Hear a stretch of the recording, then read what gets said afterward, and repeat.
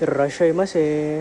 Jadi ini adalah menu gua hari ini, yaitu Volvo 960 Turbo atap panjang. Itu dia.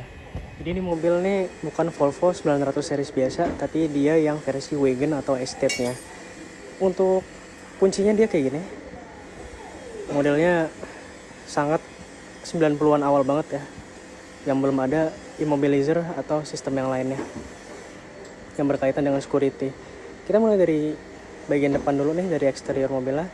Untuk Volvo 960 wagon ini dia udah ada washer headlampnya ya. Beberapa model itu ada yang ada dan juga ada yang nggak ada, tergantung optionnya sih.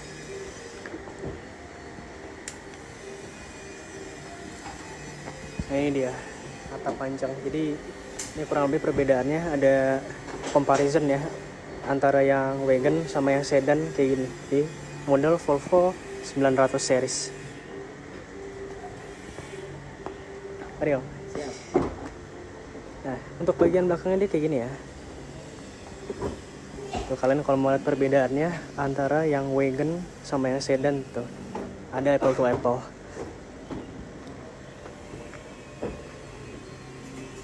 Kita coba buka bagasinya dulu kali ya.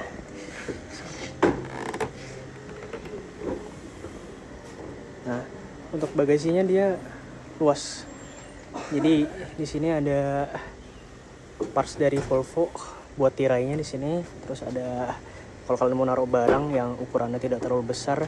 Cuman pastinya kalau kalian mau naruh koper sih yang gede banget ya harus dibuka sih kata gue tirainya. Dan juga kalau misalkan kalian mau naruh koper nih dalam posisi tegak ke atas nggak ditidurin nih juga bisa nih. Kita tutup lagi.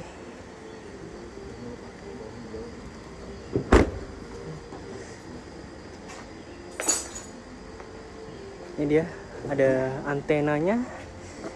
Kalau mobilnya nyala pasti juga bakal nyala di antenanya. Dan ini dia tutup tangki bensinnya, dia kayak gini ya. Ada di sebelah kiri warna hijau tutup tangkinya, unik ya. Jadi tutup tangkinya punya warna tersendiri, begitu juga holdernya.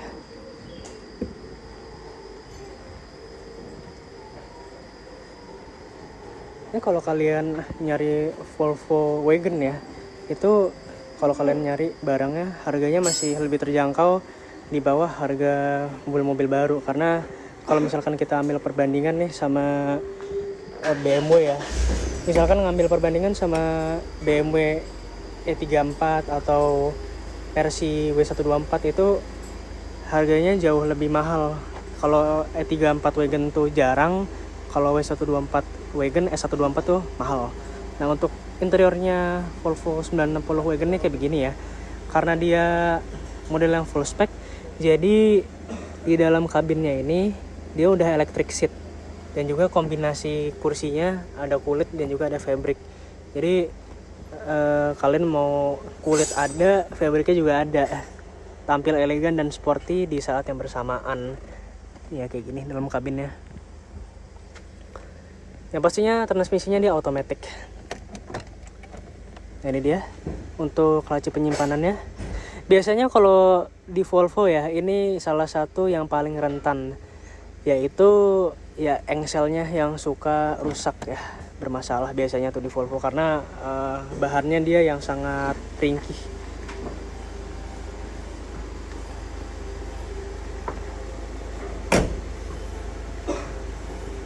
Oke, gue yakin kalian semua banyak yang excited sama Volvo ini. Karena kita udah punya kuncinya, kita cobain startup mobilnya.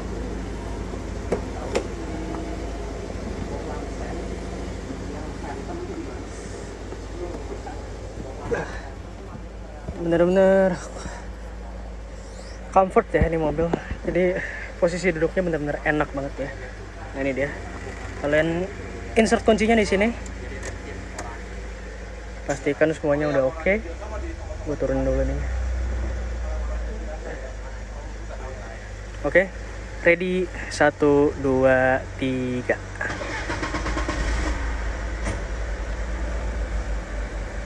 Kita tutup aja nih pintunya. Kita sambil ngadem ya di Volvo 960 wagon ini. Ini gue nyalain AC-nya. Dingin.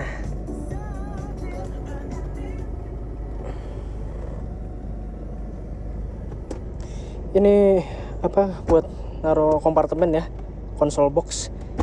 Jadi ini kebetulan Volvo punya temen gue dan dia kelihatannya penyuka CD ya, sama penyuka banyak hal yang berkaitan dengan CD. Jadi lo bisa lihat aja nih, semua lagu-lagunya berbentuk CD semua. Jadi nggak pakai Bluetooth kayak gue. Kalau gue tuh biasanya kalau nyetir lebih prefer pakai Bluetooth sih. Cuman beberapa kan orang ada yang lebih suka model CD. Oke, jadi kita fokus aja ya ke Volvo-nya. Jadi untuk setirnya dia kayak begini modelnya, unik ya. Karena gue suka truk, jadi gue ngelihat setirnya ini kayak setir truk dia. Karena kan Volvo itu kan juga punya truk juga ya. Jadi wajar. Dan kemudian di sini kita lihat di dashboard ya, di bagian tachometer. Jadi ada perbedaan yang cukup signifikan ya yang ada di Volvo 900 series ini antara yang free facelift dan facelift model, terutama yang full spec ya. Gue agak lupa, gue bukan expert banget ya. Kalau kalian ada yang lebih paham, kalian bisa komen yang di bawah. Jadi ini di bagian sini kan ada yang namanya turbo ya. Gue coba zoom in.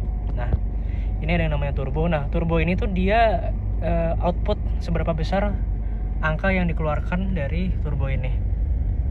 Selebihnya nggak ada sih bedanya lagi, nggak ada lagi. Selebihnya itu aja. Dan juga temen gue udah pakai Volvo ini dalam jarak yang sangat panjang. Dia udah pakai Volvo ini udah cukup lama, dan dulu pas dia beli odometernya itu masih di angka 48.000. Kalian bisa lihat sekarang odometernya udah di angka 121.000. Nah, ini kalian bisa lihat ya di sini udah dipakai 121.000. Gila ya, masih bagus banget. Karena temen gue dia setiap bulan ke bengkel terus, ke bengkel ini tepatnya, buat check up apanya yang kurang. Bahkan ini aja dia sekalinya ada masalah langsung dibawa ke bengkel. Coba kita turunin ya, ini ya power window-nya. Oke. Coba kita lihat dan duduk di kabin belakang. Untuk buka pintunya dari sini. Kalian beberapa nih yang punya mobil pasti, terutama ya yang unik-unik kayak gini agak susah ya nyari tempat bukaan pintu di sini ya dia. Nah, begitu dia.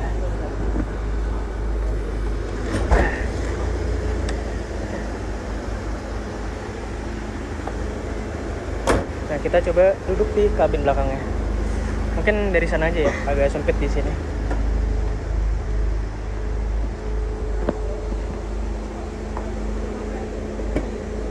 Nah, untuk kabin bagian belakangnya dia kayak gini. Sebetulnya kalau secara keseluruhan ya, kalau kalian duduk di interior atau kabin Volvo ini sebetulnya luas, karena ya yang kalian bisa lihat tuh di bagian depan, karena nih kursi depannya terlalu dimundurin dan teman gue juga jarang bawa penumpang belakang, so ya jadi yang depan yang lebih diprioritaskan. Bahkan di sini juga ada notifikasi untuk pakai seat belt. Gue nggak expect ya, kalau di Indonesia kan mungkin nggak terlalu kepake ya seat belt bagian tengah. Lampunya lama-lama habis sih, jadi aksesoris doang. Ya. Dan meskipun udah di reclining sampai belakang ya dari kursi depannya, kalian bisa ngeliat dari posisi duduk gue nih masih ada ruang. Bahkan kalau gue senderin itu jauh lebih enak sebetulnya. Karena apa? Disenderin sama kursi depannya. Ya. Kalian bisa lihat tuh, gila, enak banget di mobil. Ini ada armrest nih di bagian tengah. Terus ada apa namanya, Doctrail ya, apa ini namanya nih, bahannya dia besi, unik nih. Terus ada lampunya juga, ada lampu baca di sini, nyala, berfungsi normal semua. Tuh. Ini juga harusnya berfungsi dengan normal. Oh, mati. Oke, sip, nggak apa-apa. Baik, coba kita keluar dari mobil, lihat overview-nya ya. Karena Volvo ini juga memiliki ciri khas tersendiri ya dari mobilnya tuh, dari suara knalpotnya. Nah, dia knalpotnya ada di bagian kanan sini.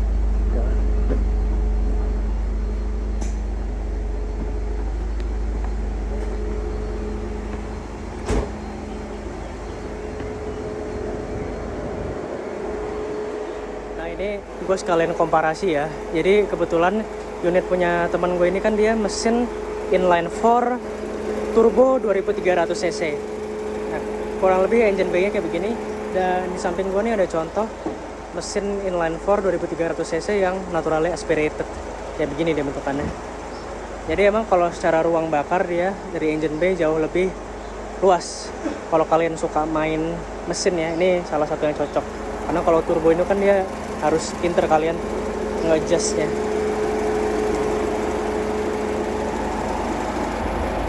Made in Sweden.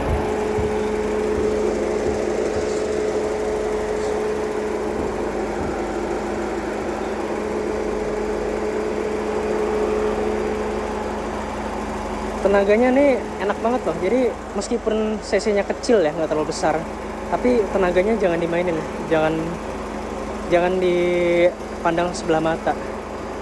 Kalian bisa lihat sendiri ya mobilnya gede apa. Kalian tahu aja Volvo disebut Swedish Tank kan.